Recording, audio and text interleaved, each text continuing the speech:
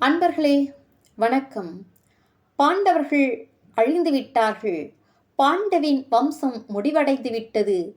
இனி என்ன செய்வேன் என்று அழுது புலம்பிய திருதராஷ்டிரனும் பீஷ்மாச்சாரியார், துரோணாச்சாரியார், கிருபாச்சாரியார், மற்ற கௌரவர்கள் எல்லோரும் கங்கை கரையை நோக்கிச் சென்றனர். கவலை தோய்ந்த முகத்துடன் அவர்கள் சென்றார்கள். ஒற்றை ஆடை உடுத்தினர். தலைபாகையும் ஆபரணங்களையும் நீக்கினர். சோகத்துடன் சென்றனர். தன் உறவினர்களுடன் சேர்ந்து அங்கு பாண்டவர்கள் பொருட்டு ஜலத்தர்ப்பணம் செய்தான் திருதராஷ்டிரன். நீர்க்கடன் செய்யும் போது தர்மபுத்திரா, பீமா, அர்ஜுனா, நகுலா, சகாதேவா என்று அடிக்கடி அழுது புலம்பினான். எல்லோரும் அழுதபடி நீர்க்கடன் செய்து கொண்டிருந்த போது விதுரர் மட்டும் கவலை இல்லாமல் இருந்தார்.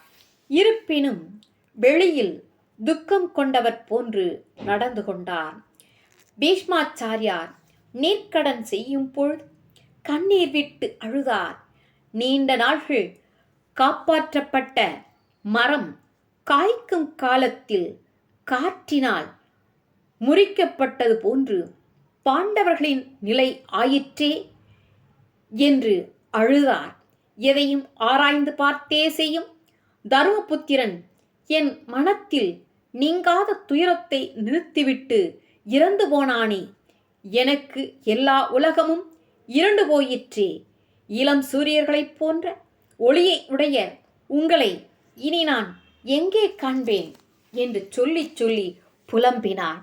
பீஷ்மரின் துயரத்தைக் கண்ட விதுரர் பொறுத்து கொள்ள முடியவில்லை.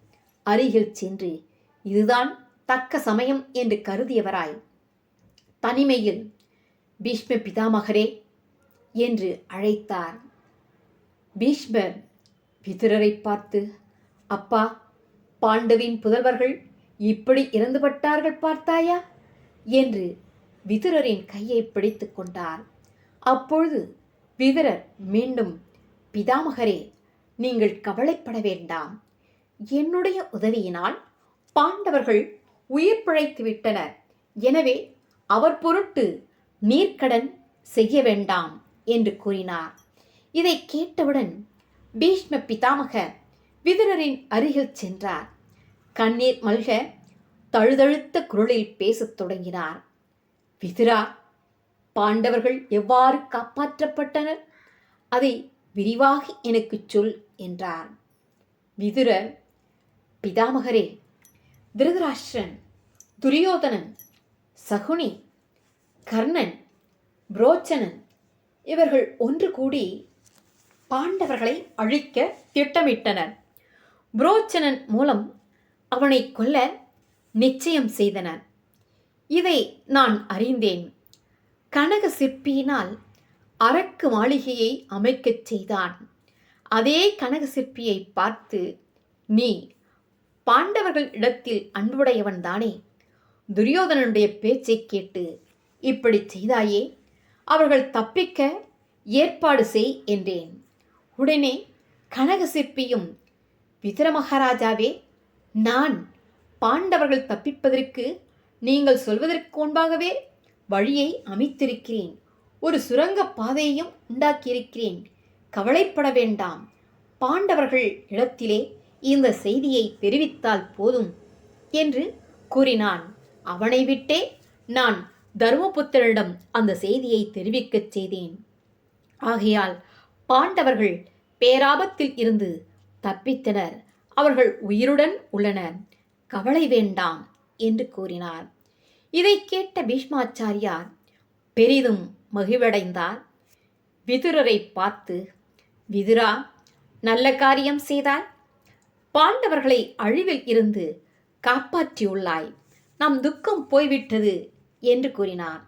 அதற்கு பிறகு பீஷ்மாச்சாரியார், துரோணாச்சாரியார், கிருபாச்சாரியார், விதுரர் போன்றோர் திருதராஷ்டிரனுடனும் மக்களுடனும் சேர்ந்து கொண்டு நகரத்தை வந்து அடைந்தார்கள். பாண்டவர் உயிர் பிழைத்ததில் பீஷ்மாச்சாரியாருக்கும் விதுரருக்கும் அளவற்ற மகிழ்ச்சி. வீரம், அடக்கம், குணம், ஒழுக்கம், அன்பு, தருமம் போன்றவற்றால் மேன்மை உடைய பாண்டவர்கள் அழிந்திருக்க மாட்டார்கள் என்று துரோணாச்சாரியார் மனதிற்குள் கருதினார். நகர மக்கள் சிலரும் அப்படியே எண்ணினார்கள். ஆனால் சாதாரண மக்களுக்கு அந்த எண்ணம் இல்லை. மாண்டுவிட்டதாகவே நினைத்தனர். சிலர் உயிருடன் இருக்கிறார்களோ இல்லையோ என்று சந்தேகத்துடன் பேசிக்கொண்டார்கள். இப்படி இருக்க தன்னுடைய தாயையும் சகோதரர்களையும் தூக்கிக் கொண்டு பீமன் இருளில் காற்றைப் போன்று சென்றான் என்று குறிப்பிட்டேன். ஆம், பீமன் அந்த இருளில் காலில் பட்ட செடி கொடிகளை அவன் விலக்கிக் கொண்டு விரைந்து சென்றான். அந்த நேரத்தில் பாண்டவர்கள் கங்கையை கடக்கும் பொருட்டு விதுரர் ஒருவனை அனுப்பி இருந்தார். அவன் பாண்டவர்களுக்கு முன்னவே தெரிந்தவன், மிகவும் நம்பத்தகுந்தவன். விதுரருக்கும் தருமபுத்திரருக்கும் நடந்த உரையாடலை அறிந்தவன். அவன் பாண்டவர்களை குறித்த இடத்தில் சென்று பார்த்தான். பாண்டவர்களை அவர்களின் தாயாருடன் கங்கை கரைக்கு அழைத்துச் சென்றான். கங்கை ஆற்றில் அவன் ஒரு படகை காட்டினான். பாண்டவர்களை அந்த படகில் ஏற்றி அனுப்பி வைத்தான். படகோட்டி ஒருவன் அந்த படகில் இருந்தான். அவனும் விதுரரால் முன்னேற்பாட்டுடன் அனுப்பி வைக்கப்பட்டவனே ஆவான். அவன் படகை விரைந்து செலுத்தி கங்கையின் அக்கறையை அடைந்தான். பாண்டவர்களிடம் விடை பெற்று கொண்டு அவர்களை கரையில் இறக்கிவிட்டான். படகோட்டி திரும்பிச் சென்ற பின்னர் தென் திசையை நோக்கி பாண்டவர்கள் நடக்கத் தொடங்கினார்கள். அந்த இருளிலேயே அடர்ந்த காடு ஒன்றை அடைந்தார்கள். அப்பொழுது அவர்கள் மிகவும் களைப்படைந்து இருந்தார்கள். பசி, தாகம் போன்றவற்றால் மிகவும் வருத்தத்துடன் இருந்தார்கள். நடக்க மிகவும் கஷ்டப்பட்டார்கள். தருமபுத்திரர் பீமனை பார்த்தார். அப்பா பீமா, நாம் இந்த அடர்ந்த காட்டின் திசையை அறிய மாட்டோம். நடக்கவும் சக்தியற்று இருக்கின்றோம். பாவியான புரோச்சனன் மாண்டானோ இல்லையோ அதுவும் தெரியவில்லை.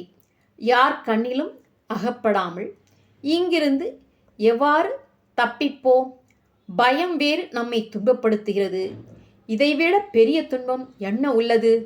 முன்போலவே நீ எங்களை தூக்கிக்கொள், விரைந்து செல். நம்முள் நீ ஒருவனே காற்றைப் போன்று விரைந்து நடக்கக்கூடியவன் என்று கூறினார். அப்படியே ஆகட்டும் அண்ணா என்று சொன்ன பீமன் முன்பு போலவே எல்லோரையும் தூக்கி கொண்டான். விரைந்து நடக்கத் தொடங்கினான். அவன் நடந்து சென்றபோது மரங்கள் காற்றால் தாக்கப்பட்டு நடுநடுங்கின. கோபம் கொண்ட யானை வருவது போன்று மரங்களை முறித்து கொண்டும் செடி கொடிகளை மிதித்து கொண்டும் சென்றான். அவ்வாறு பீமன் வேகமாக நடந்ததால் பாண்டவர்கள் மூர்ச்சை அடைந்தனர். நடந்து நடந்து மறுநாள் விடிந்தும் தொடர்ந்து நடந்து கொண்டிருந்தான். பாண்டவர்கள் கண் விழித்தனர். அன்பர்களே, தொடர்ந்து கேளுங்கள், பார்ப்போம். நன்றி, வணக்கம்.